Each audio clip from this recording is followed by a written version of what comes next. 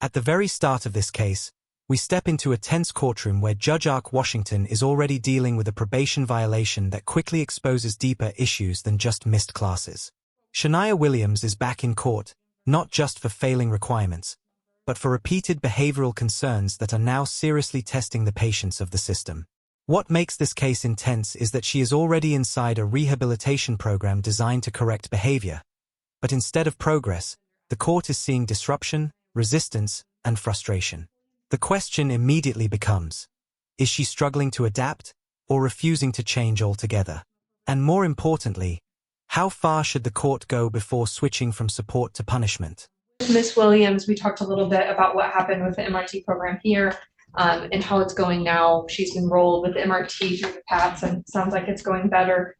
We do just ask the court to extend so that she can, at this point, complete MRT. And we ask that the sanctions be the extra fees for the extended probation. She's working full-time and she is now re-enrolled in the MRT. She also is impatient or something and said she wanted to knock on the door here outside. So her behavior outside hasn't been stellar. So she's continuing the same behaviors. You'll have an opportunity to speak now. Your Honor, I'm sorry, I didn't know about that, but what happened before court today. I understand. Prosecution?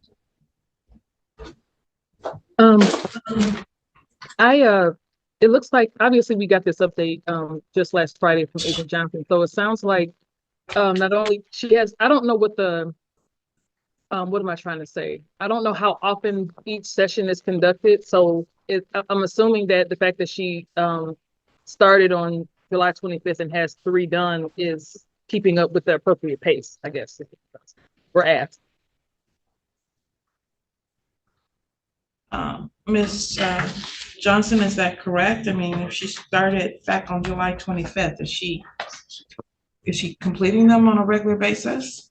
I'm pulling up the log sheet right now for the PATS program. So give me 1 second.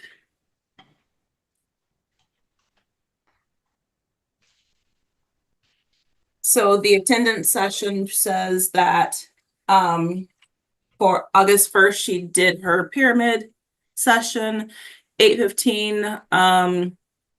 She was on step 1. 8:08 was a no-show. 8:22, she completed session 1. 8:29, she tried to join but was 35 minutes late for class. So she's missed at least 2 classes so far.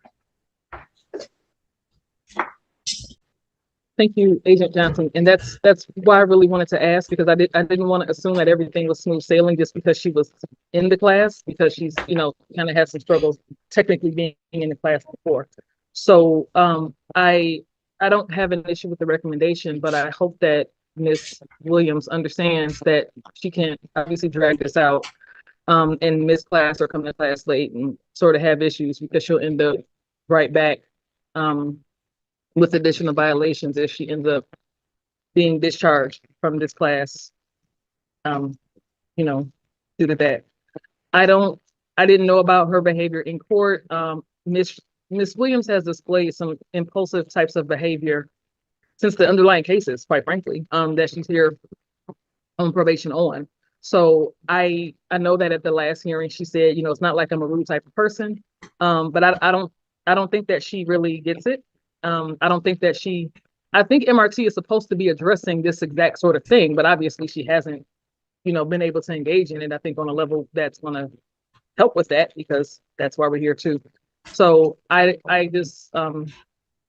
hope that she gets it together, basically, and starts to understand where all of us are coming from and why she's in this position, so that she can get out of it and get through this successfully. Thank you.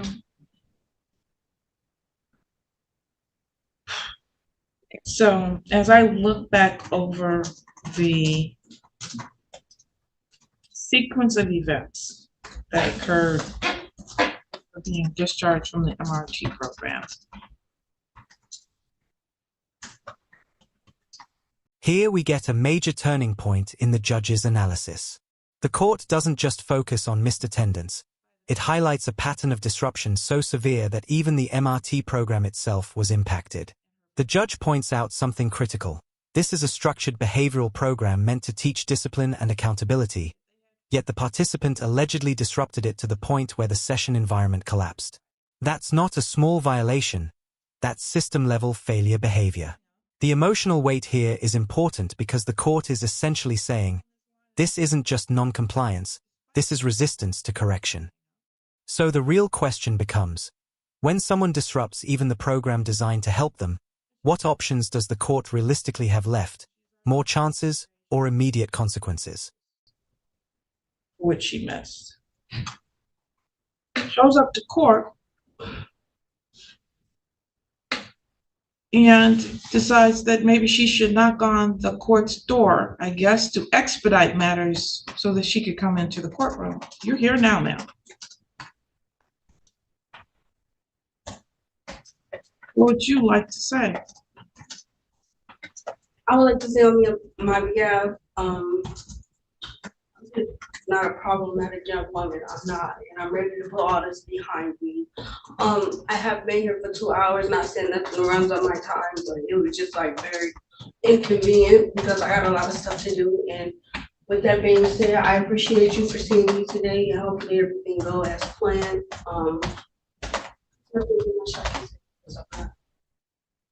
I think you misunderstand where you are in this process. I'm just trying to move forward in this process. That's it. That's all. I got a lot on my plate, and I don't need nothing. Yeah, I just don't need nothing else on my plate. I'm going through a lot. So show up and be here is enough for me. So,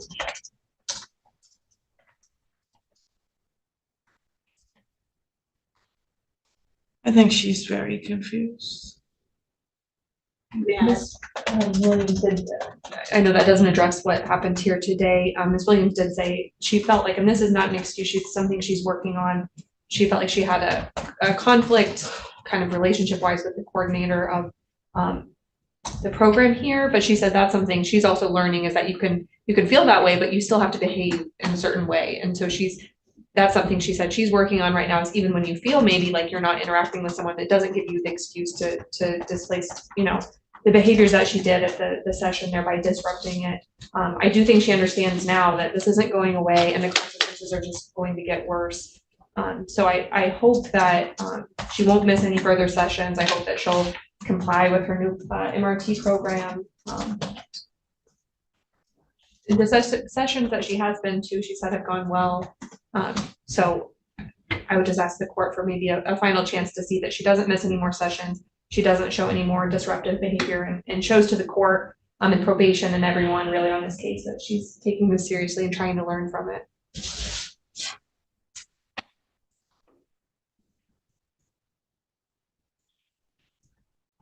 Well, my concern at this point is I gave her another opportunity to get enrolled, and she did do that, but her attitude here has not changed at all.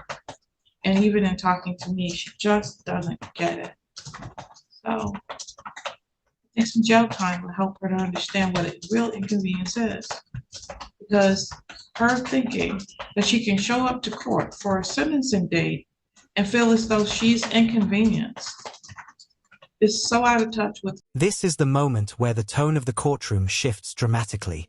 After repeated warnings, missed sessions, late attendance, and behavioral concerns, the judge makes a firm decision: 5 days in Washington County Jail.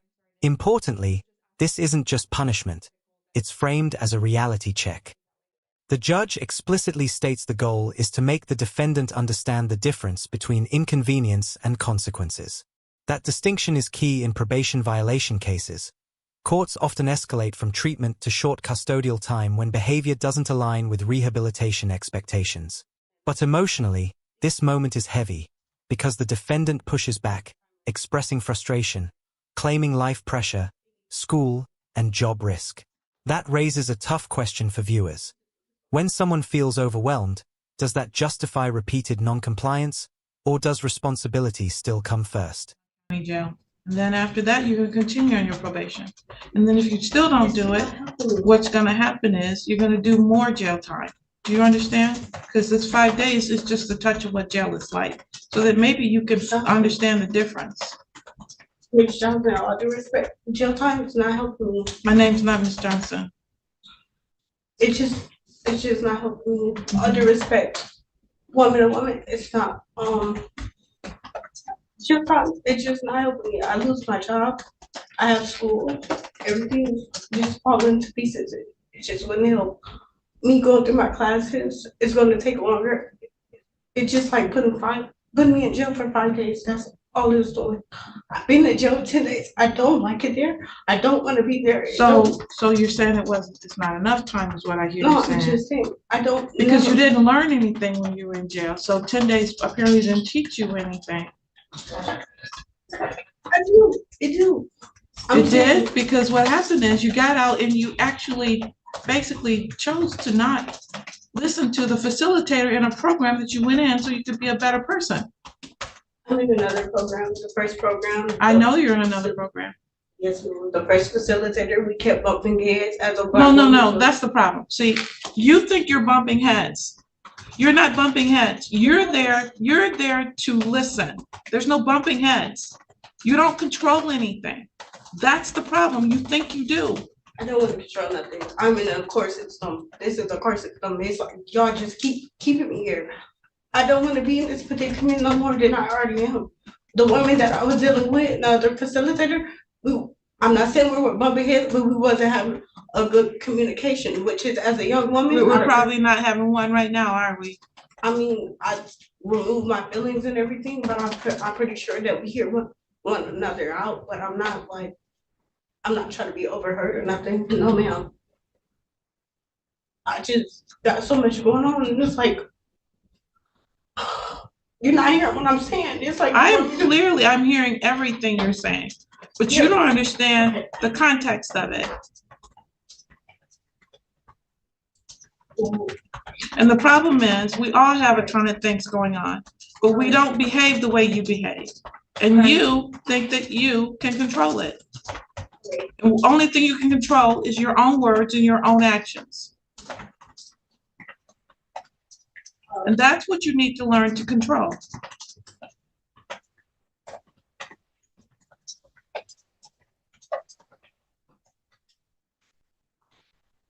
Are we clear?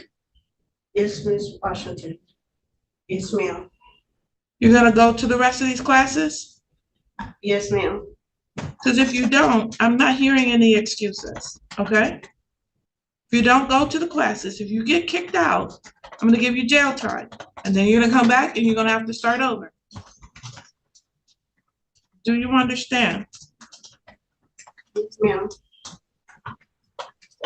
I understand it's hard for you to humble yourself, but that is what you're gonna have to do.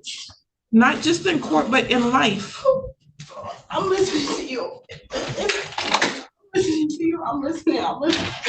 It's a lot going on. It's like, all right, I'm listening.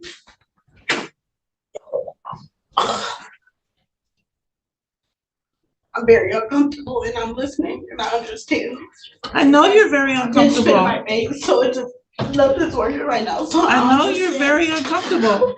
That's what I'm trying to see. How are you gonna behave when you're uncomfortable?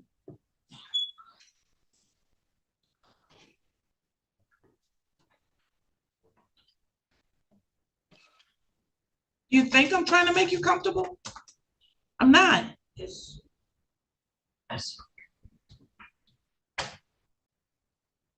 Do you understand? Yes, ma'am, I understand.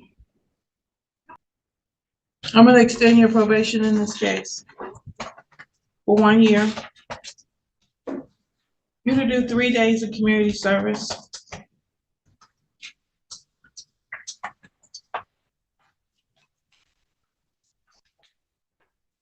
Ms. Williams? I should not hear again about you and attitude. Go to your classes, listen to those people, do what you're supposed to do. I know you got a lot going on, we all do. But sometimes you've just got. As the hearing concludes, the judge extends probation by 1 year and adds community service. But the core message is clear. Accountability must come before excuses. The court emphasizes that at 20 years old, there is still time to change, but only if the defendant learns to control behavior, follow structure, and accept responsibility within the system. The judge even warns that continued failure will lead to longer jail time in the future. Legally, this case highlights how probation is not just freedom, it's conditional liberty. One violation can shift the entire outcome from rehabilitation to incarceration. Emotionally, it shows the tension between personal struggle and legal responsibility. So here's the final question. Do you think the court is being fair with progressive discipline, or should more support be given before jail time is used? If you found this case as intense and eye-opening as we did, make sure to hit the like button, share your thoughts in the comments, and subscribe for more deep courtroom breakdowns. It's for a reason. Whether you get that reason or not, it's going to show up soon. If it doesn't work out, you're going to end up in jail. So you should open your mind up to what's really happening here as opposed to what you think you know. I watched this movie and it was very interesting. The guy says, don't believe everything you think. You should stop believing everything you think and actually listen to what people are trying to tell you they're trying to do for you. I'll see you back here on October 21st. Yes, ma'am. Yeah, y'all have a good day.